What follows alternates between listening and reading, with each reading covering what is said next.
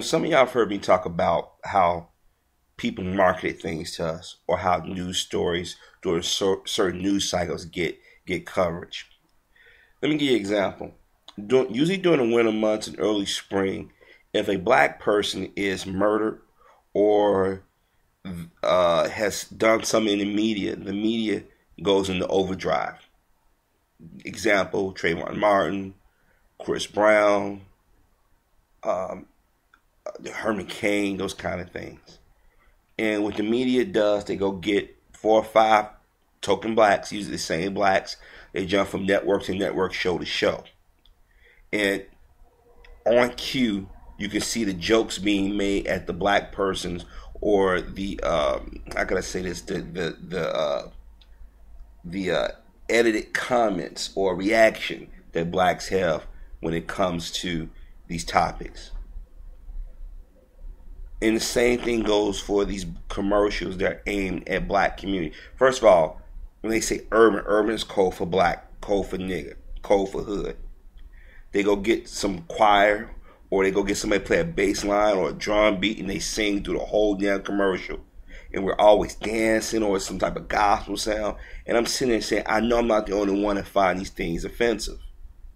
I've been finding stuff offensive since I was a little kid. I'm like, why just we can't have a commercial where a politician comes in or somebody sells us something without playing the quote unquote black music, or trying to sound too black, and not talk about the things they truly need to be doing, things that we have concerns for. Now, I told y'all that once the election gets in full steam, you're gonna see this heavy push for the black vote. Because Mr. Obama and the Democrats know that they cannot stay in office if blacks don't get off their ass and vote. Because those white men and white women who did vote for President Obama and the Democrats, they was on a bandwagon. They was caught up in the moment. They got caught in the glitz and glamour. They got caught up in saying, I want to be a part of history. I want to be able to tell my children that I voted for the first black president, when technically he's not the first black president. Pick up your history books, do the research, and you'll find out why I say that.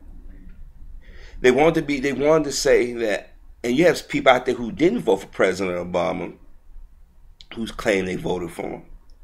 But I told y'all, watch the commercials. Watch what's going to happen. Watch Mr. Obama go to Tom Jordan, Steve Harvey, Michael Basin.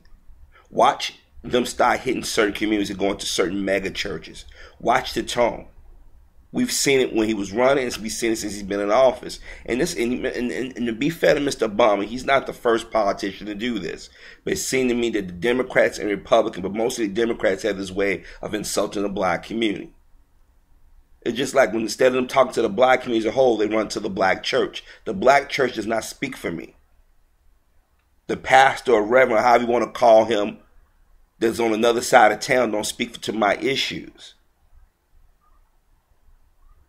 Every election cycle, whether it be local, state, or national, we get fucked over. But yet people insult us. Or if something happened in the media's focused. I give an example.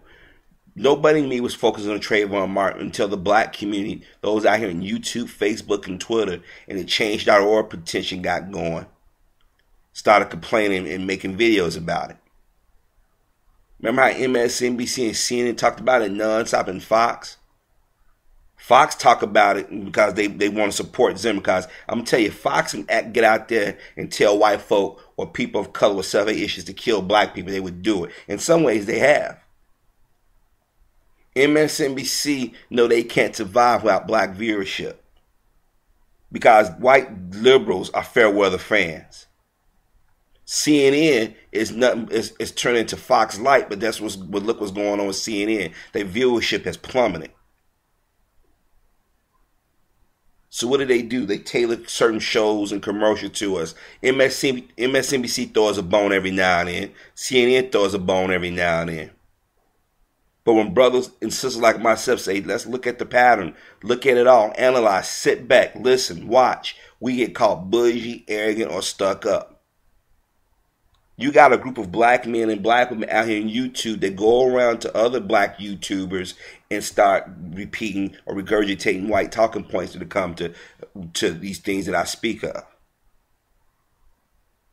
When I say sit back and watch and listen, I'm talking about sometimes we as black people need to deserve a little bit more. We need to quit reacting so emotionally. But because I say that, or because others say that, we're perceived as a threat.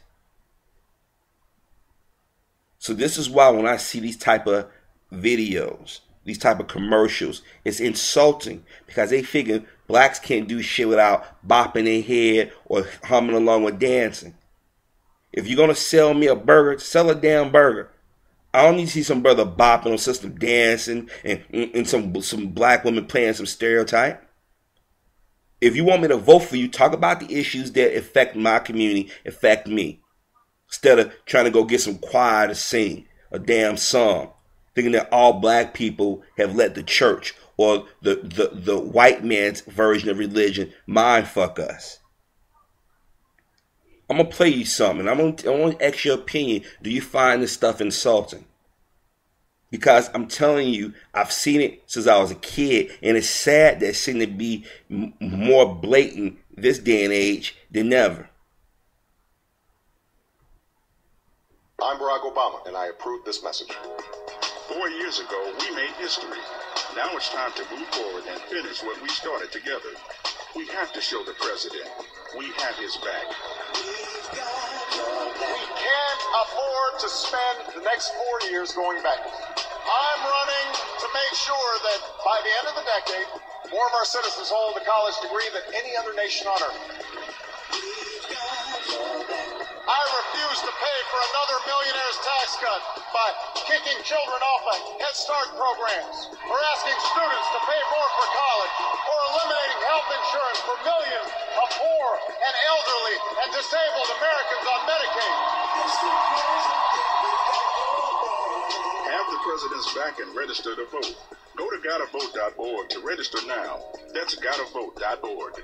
You know we've got your back. Paid for by Obama for America. Okay, first of all, if it's some, okay, let me put my comic book geek hat on. That good time line, it sounds like that old Spider-Man TV show. If you don't believe me, go on YouTube and type in 1970 Spider-Man intro, and you'll see what I'm talking about. Number one. Number two, we made history. That's the only thing you can say, that we made history. Then the chant, "We got your back." First of all, for the last 3.5 years, nobody's had the black community back. Hell, fuck it. The last 500 years, nobody's had our community. We've been used, we've been marginalized, we've been dismissed by both parties and this president. Let's just be honest.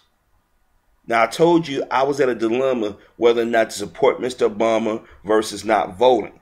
I'm going to vote, but don't make me regret the fact that, and so many other brothers and sisters, that we got to hold our nose or hold our breath to go in there and vote for you. If this was you do not see these type of commercials aimed at white people. And let's be fair, if Mitt Romney dared do some shit like this, we'd be calling him racist. We'd be calling the campaign racist. They've been doing shit like this for years. Why don't they just put the quiet music and say, America, do you see what I see? Do you feel what some to that effect. But none of this talk about policy. We got your back. We made history. And that's the problem. A lot of blacks fell in love with the idea of having a black president or a black mayor or a black representative. Nothing is getting done in our community. This is why people become apathetic to voting. I'm telling y'all out here, y'all need to pay attention to the imagery. I've been saying that since day one of me doing videos. You gotta know your history. You gotta control your dollar.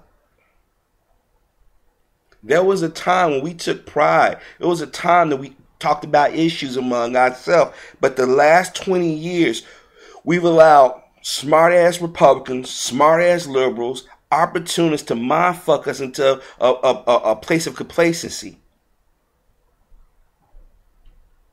Now I'm gonna ask you something else. If you look at this image right here, what did this remind you of?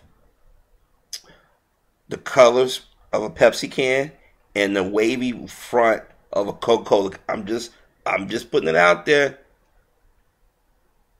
And also, you know how when you have black products where you got the cutout of the black face, look like somebody was made it in their garage?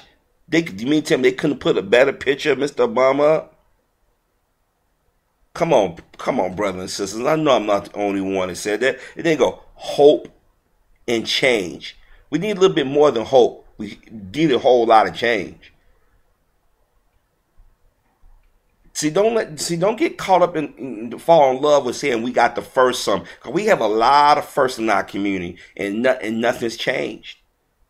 But this is a deeply insulting commercial, like so many others. Here it is, Mr. Obama has not come into our community and talked to us with respect. He talked at us.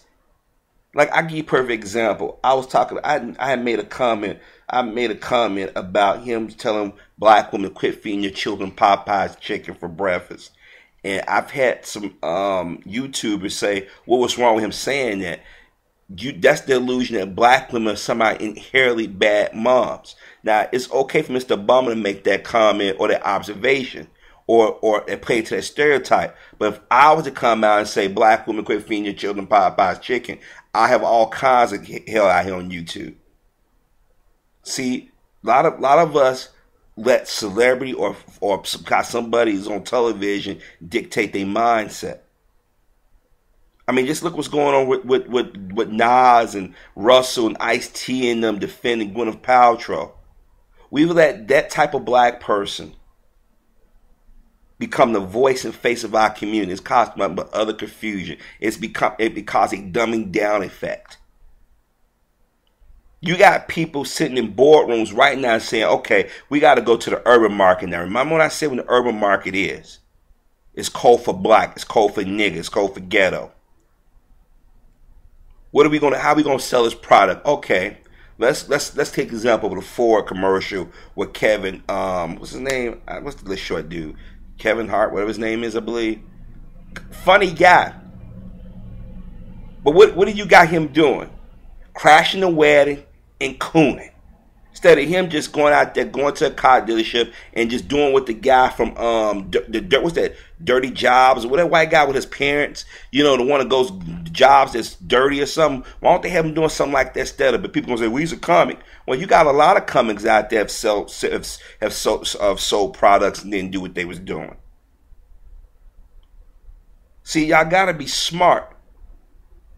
We buy clink supplies, we buy videos, we buy video games, we go to restaurants, we spend our money just like everybody else, but they don't think enough of us to put an intelligent commercial forward, whether it be political or for just consumer appetites.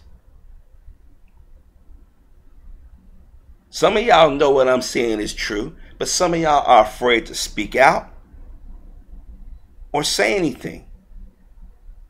Brothers and sisters, we gotta be smarter than what we let other people make us out to be. Think about it.